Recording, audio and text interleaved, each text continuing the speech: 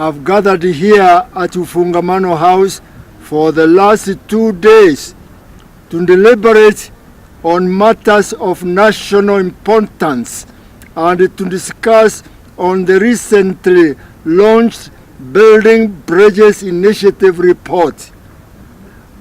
A representative of the Mount Kenya communities and the diaspora in Kenya, we commend His Excellency the President Uhuru Kenyatta and the former Prime Minister Honorable Raila Odinga for their bold action in coming together and doing the handshake.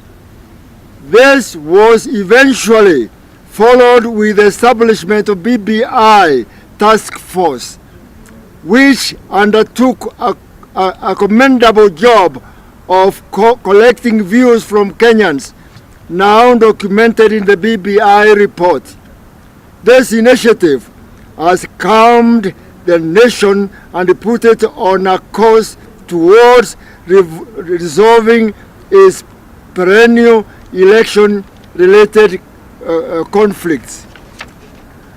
We wish to press the following message to our communities and all Kenyans in general. Appointment of Chief Executive Officer.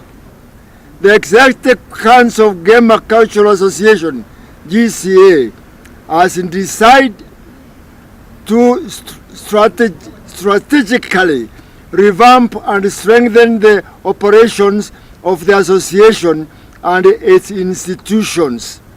In this endeavor, the Council has appointed Reverend Canon Peter Karanja as the Chief Executive Officer of GCA with effect from November 2019.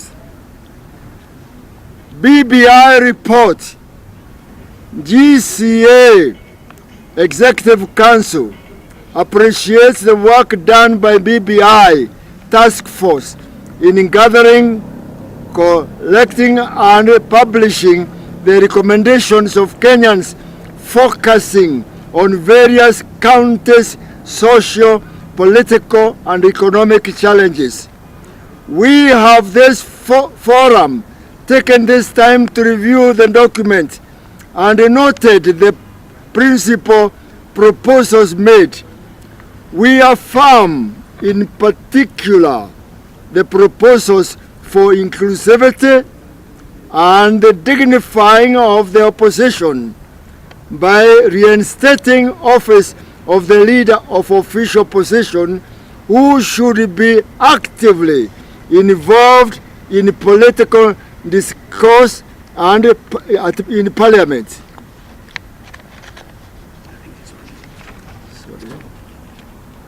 Sorry to wait. We also appreciate and affirm the proposal of ensuring that electoral and economic injustice is done by protecting the one man, one vote approach, which should subsequently be used in allocating resources on the basis of population demographics rather than merely on size of land. We have observed that some of the proposals in BBI report will require intensive discussions and fine-tuning by all Kenyans so that changes that are effected are genuine, authentic, and capable of addressing our fundamental challenges, but not cosmetically discussed and merely passed. In this respect, we have committed to keenly read and understand the BBI report, facilitate its roll out in all our branches and counties, and urge all our people to actively participate in the fora created for civic education on the same. We shall, as the Executive Council of GCA, together with all our compatriots, in the counties and those in diaspora make presentations to the organs provided for feedback. These will be robustly reasoned and reflected upon so that we contribute to decisively heal our nation and make it prosperous. I ask my co-chairperson to read the other part. We are concerned that politicians from the larger political formations have ignored the context of the BBI report and in a clever and diversionary manner profiled the methods of its approval in a matter as a matter to fight over. As Kenyans, we can see through the veneer and refuse to be manipulated into chasing mirages when serious matters are on table. We urge them all to address the contents of the report first, ensure that their constituents and electorates understand the issues and address themselves to the options available. The method of validating the report will be determined at the appropriate time. Kenyans are determined to facilitate the changes that are crucial through the methods provided in the Constitution by either direct or delegated enactment routes. They do not need to be subjected to the methodology contents which add no value to the process. About the rising political temperatures and toxicity.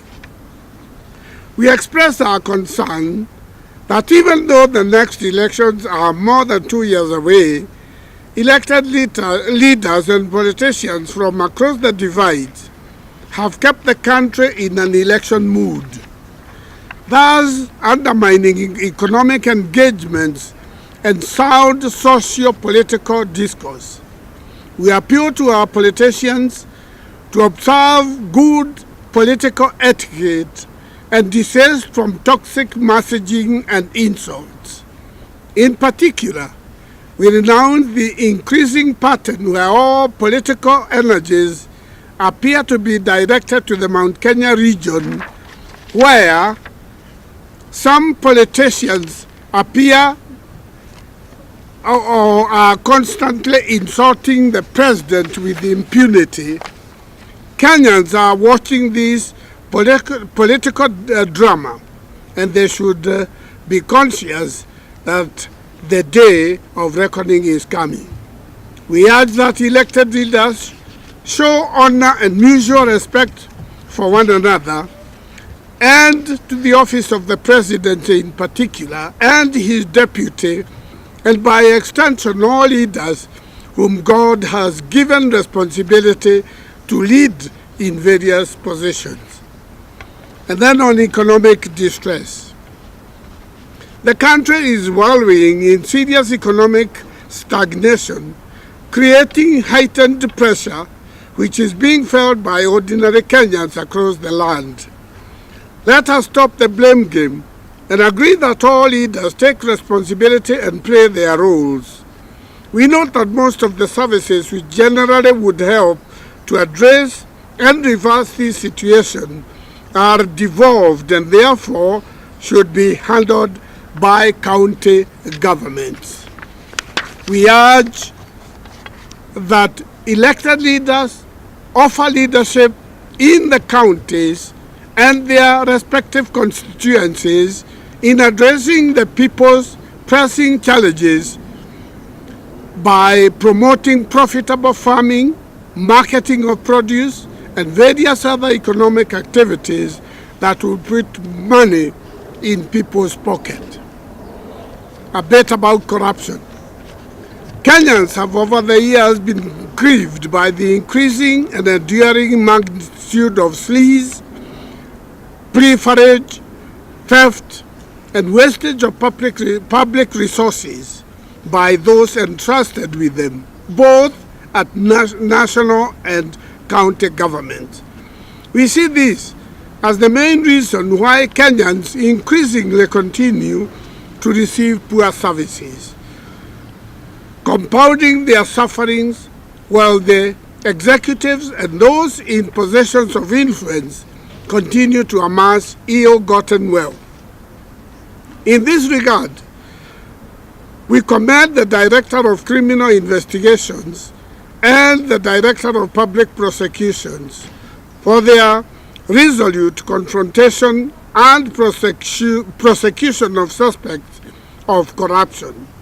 Whereas what has been done may appear too little, too late, we urge that the purge is intensified and that the courts speed up trials even to conclusive element for economic crimes and corruption in order to spur the fight. We also urge that the corruption cases are conducted in a manner to remove suspicions of selected targets. There are many people that the public suspect are culprits, and yet they walk freely, appearing to be protected from their mischief, and that often by the same corrupt practices. They should all be investigated and charged. And then the ravages of current floods in our country. We thank God for giving us the rains, which has fallen in almost every part of this country.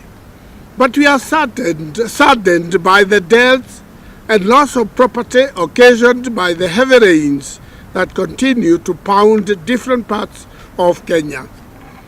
We pass our condolences to the families who have lost their loved ones in the floods. Equally, we send our condolences to the families who lost their loved ones in the recent building that collapsed here in Nairobi in Tasia. We wish quick recovery to those that were injured. We urge the relevant oversight and other national and county government institutions charged with the responsibility to handle disasters to be vigilant and apply due diligence in order to preempt such occurrences by exercising their mandates effectively. And finally, the Gema Executive Council wishes all Kenyans a blessed Jamhuri Day, a Merry Christmas, and a prosperous year 2020. Again, we urge security agencies to be vigilant and be watchful in securing Kenyans and their properties during this festive season.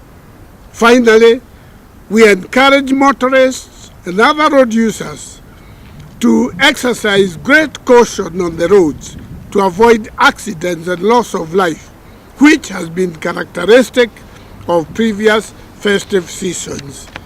May God bless you all.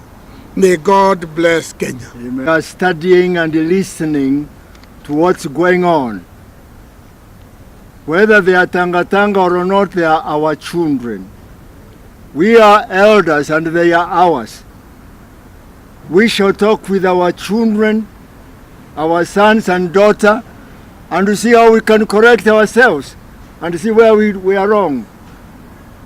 We are not judging anybody at the moment, neither saying anything. No, we are free to talk. I want to remind you, politics is politics. Politics cook this way today. The other night you see us roasting instead of cooking. So you don't know where they are, so we cannot talk about politicians or politicians. The agenda that is there, once you read and you bring up every single concern that may not have found its way through the BBI initiative, then be able to bring it up. We are not a cut clear kind of a dictatorial impression. We are saying, everybody, whatever your contribution is, bring it up. We will take it up. It will find its way in BBI.